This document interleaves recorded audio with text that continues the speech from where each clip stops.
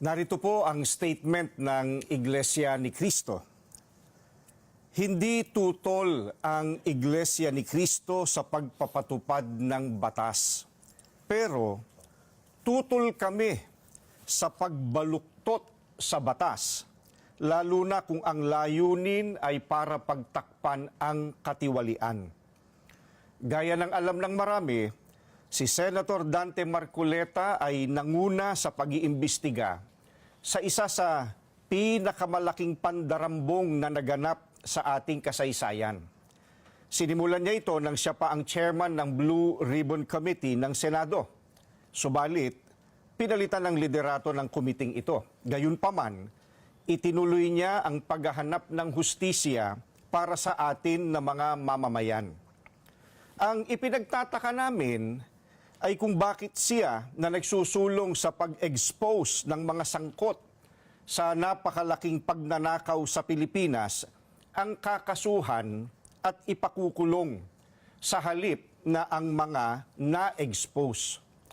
Ang ikinakaso kay Senator Marcoleta ay plunder na isang non-bailable crime.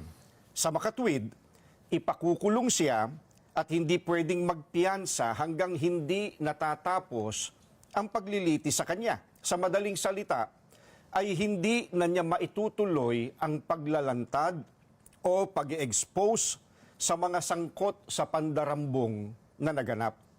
Pero, paanong naging plunder ang pagtanggap ng campaign donation o campaign contribution? Hindi naman galing sa kabangyaman ng Pilipinas ang tinanggap niyang donation mula sa mga sumuporta sa kanyang pagkandidato bilang senador.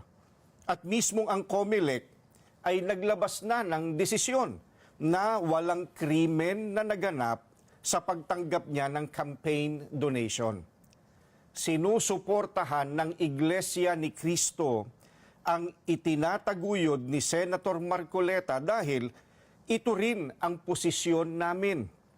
Nananawagan kami para sa transparency, accountability, justice, and peace. Kaya, nais naming iparinig sa mga kinauukulan na kahit ipakulong nila si Senator Marcoleta, ay hindi kami titigil sa paghingi ng katarungan para sa mga kababayan natin na ninakawan.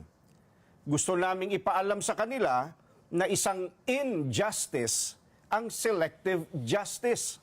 At hindi kami mananahimik sa harap nitong napakalaking pagyurak sa katarungan na hinihingi ng ating mga kababayan. Yan po ang statement ng Iglesia ni Cristo. Maraming salamat po, Ka Edwin. Maraming salamat po.